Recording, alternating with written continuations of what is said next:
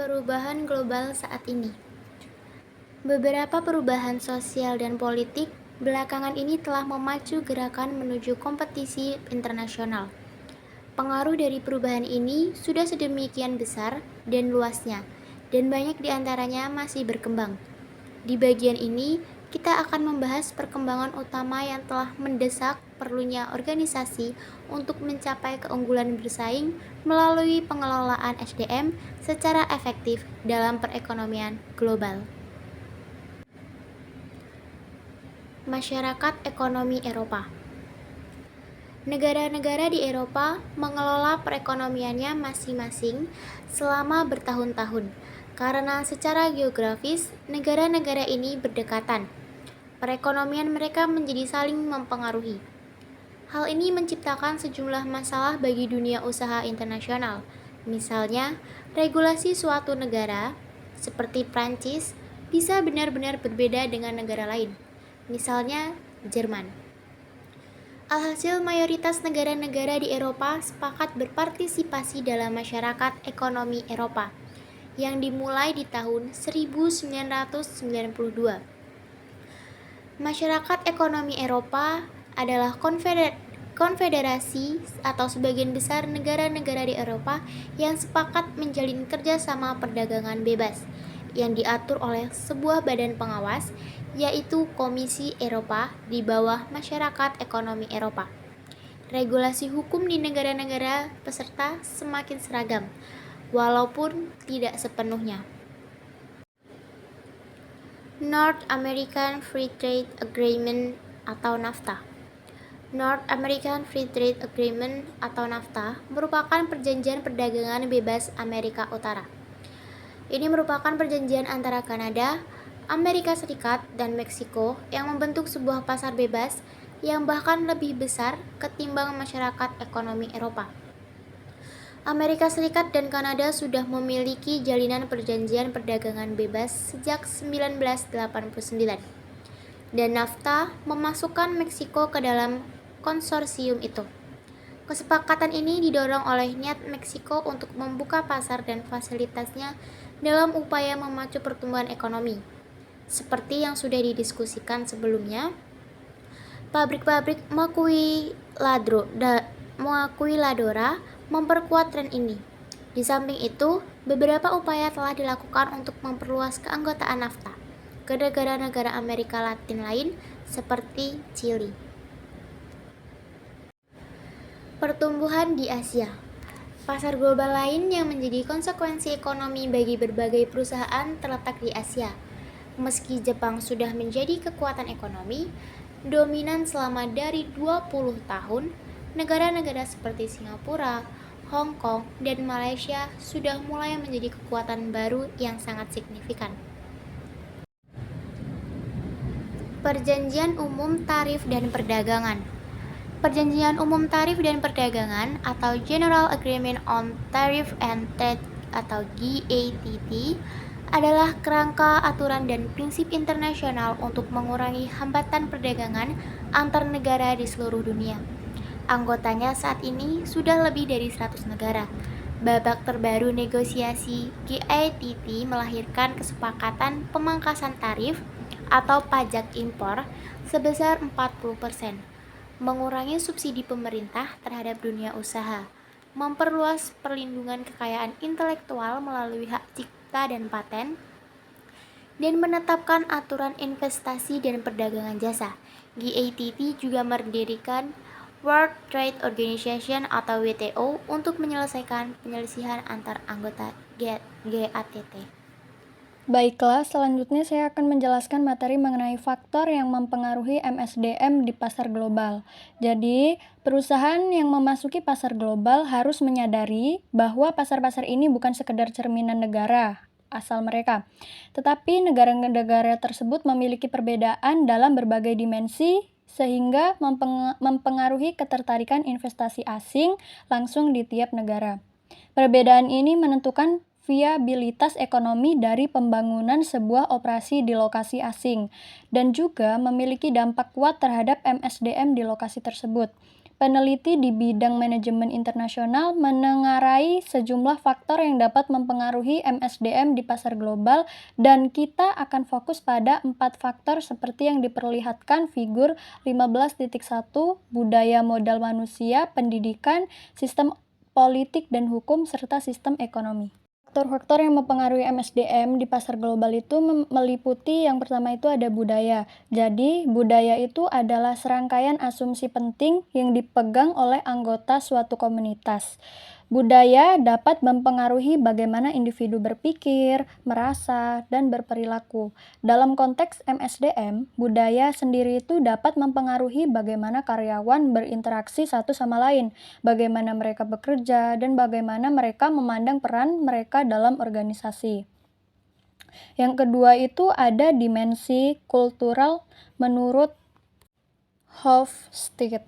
Jadi, Gerd Hofstede ini adalah seorang peneliti terkenal dalam bidang manajemen internasional, telah mengidentifikasi 6 dimensi utama yang mempengaruhi perbedaan budaya antar negara. Dimensi-dimensi tersebut adalah, yang pertama itu ada jarak kekuasaan.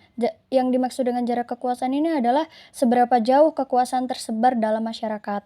Yang kedua itu ada individualisme atau kolektivisme. Maksudnya itu jadi seberapa individualistik atau kolektivistik dari masyarakat.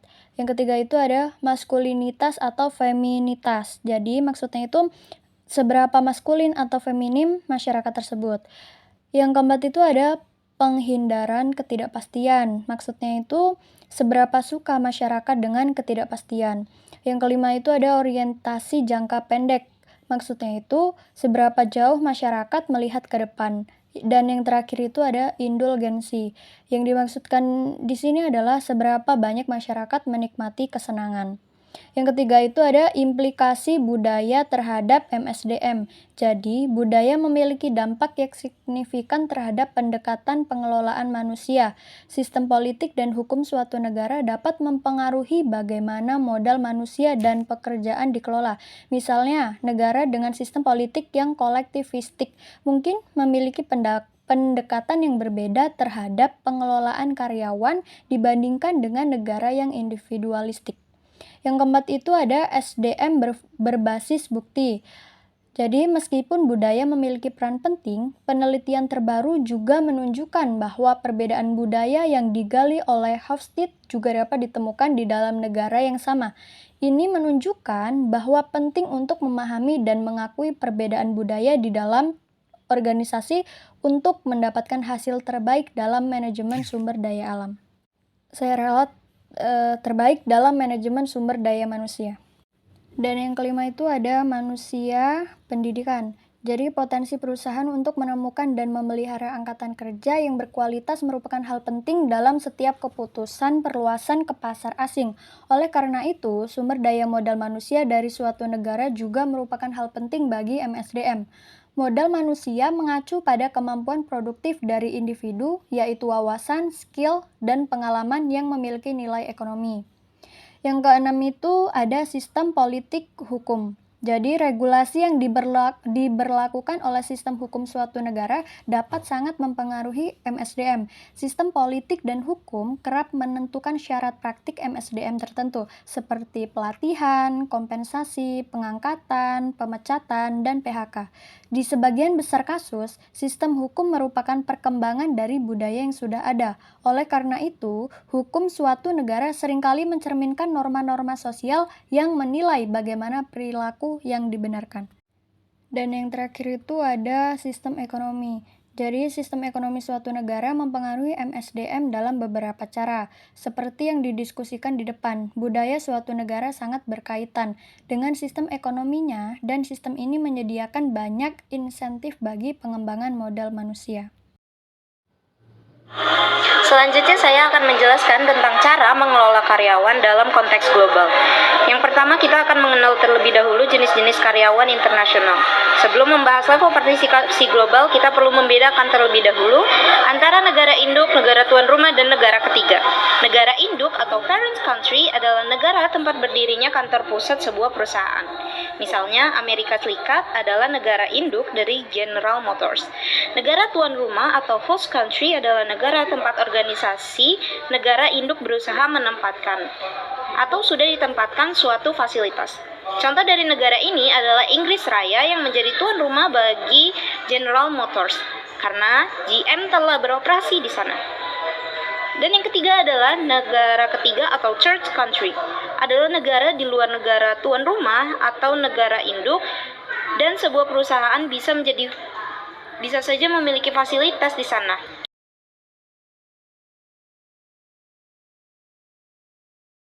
Selanjutnya kita akan masuk pada tingkat partisipasi global. Kita sering mendengar perusahaan dikatakan multinasional atau internasional. Namun, yang perlu dipahami adalah berbagai level partisipasi dalam pasar internasional. Hal ini penting terutama karena ketika sebuah perusahaan semakin lebih terlibat dalam perdagangan internasional, akan muncul berbagai masalah MSDM pada bagian ini. Kita akan membedah kategori Nancy Adler menyangkut berbagai level partisipasi internasional yang dapat dipilih oleh perusahaan. Yang pertama ada domestik. Mayoritas perusahaan memulai usahanya dengan beroperasi di dalam sebuah tempat kerja domestik. Sebagai contoh, seorang usahawan memiliki ide membuat produk yang dibutuhkan pasar Amerika Serikat. Selanjutnya ada internasional. Seiring semakin banyaknya kompetitor memasuki pasar domestik, perusahaan menghadapi kemungkinan hilangnya pangsa pasar sehingga kerap kali harus mencari pasar lain untuk produk mereka. Untuk menemukan pasar ini, perusahaan kerap harus memasuki pasar internasional. Awalnya dengan ekspor produk, tapi akhirnya membangun fasilitas produksi di negara lain. Selanjutnya adalah multinasional. Jika perusahaan internasional membangun satu atau beberapa fasilitas di negara lain, maka perusahaan multinasional membangun fasilitas di sejumlah negara untuk menghasilkan biaya produksi dapat ditelusuri persegi rendah di berbagai lokasi. Dan yang terakhir adalah global. Banyak peneliti sekarang menggunakan level keempat organisasi global bersaing dalam hal produk dan jasa kualitas terbaik dengan biaya serendah mungkin. Jika perusahaan multinasional berusaha mengembangkan produk identik dengan didistribusikan di seluruh dunia, perusahaan global semakin menekankan fleksibilitas dan kustomisasi massal terhadap memenuhi kebutuhan klien tertentu. Selanjutnya saya akan menjelaskan tentang mengelola eksperiat di pasar global. Kita telah menyoroti faktor-faktor penting di level makro yang mempengaruhi MSDM di pasar global. Faktor-faktor ini dapat mempengaruhi keputusan perusahaan untuk membangun fasilitas di suatu negara. Di samping itu, jika semua perusahaan akhirnya membangun fasilitas tersebut, faktor-faktor ini akan mempengaruhi praktik MSDM yang digunakan. Namun demikian, salah satu isu penting yang telah disadari beberapa tahun dewasa ini adalah masalah yang melekat dalam seleksi, pelatihan, kompensasi, dan reintegrasi manajemen eksperiat. Selanjutnya adalah seleksi manajer ekspatriat. Salah satu masalah utama dalam mengelola manajer ekspatriat adalah penentuan individu mana yang paling mampu menangani tugas di berbagai budaya. Para manajer ekspatriat harus memiliki kompetensi teknis di bidang operasi. Jika tidak, maka mereka tidak akan dihargai bawahannya. Kompetensi teknis telah menjadi nyaris satu-satunya variabel yang digunakan dalam penentuan penugasan di luar negeri. Terlepas dari fakta bahwa ragam skill diperlukan bagi keberhasilan penugasan ini. Selanjutnya adalah tentang pelatihan dan pengembangan ekspatriat.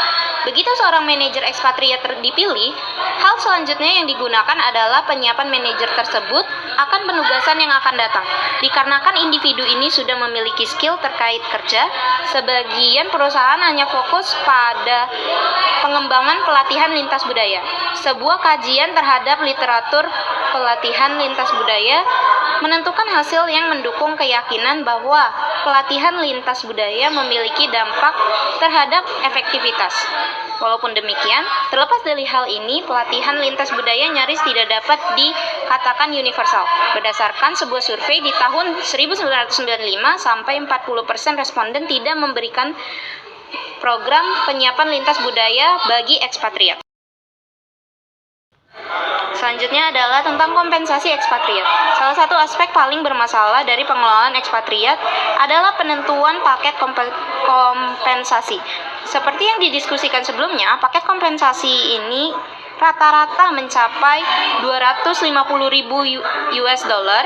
Namun akan lebih jelas lagi jika kita gali berapa persisnya paket ini. Mayoritas menggunakan pendekatan neraca untuk menentukan level paket total. Pendekatan ini mengharuskan paket kompensasi total menyamakan daya beli manajer ekspatriat dengan daya beli karyawan di posisi sama di negara asal dan memberikan insentif yang menutup ketidaknyamanan yang terjadi di lokasi penugasan. Lalu yang terakhir adalah reakulturasi ekspatriat. Isu terakhir menyangkut pentingnya pengelolaan ekspatriat adalah proses reakulturasi menjadi manajer kembali di negara asalnya. Re-entry ini bukan perkara sederhana. Kejutan budaya terjadi sebaliknya. Individu sudah berubah, perusahaan sudah berubah, dan budaya pun sudah berubah ketika ekspatriat ada di luar negeri. Menurut salah satu sumber, 60% hingga 70% ekspatriat tidak tahu bagaimana posisinya ketika pulang dan 46% diantaranya berakhir dengan pekerjaan yang mengurangi kewenangan dan otonominya.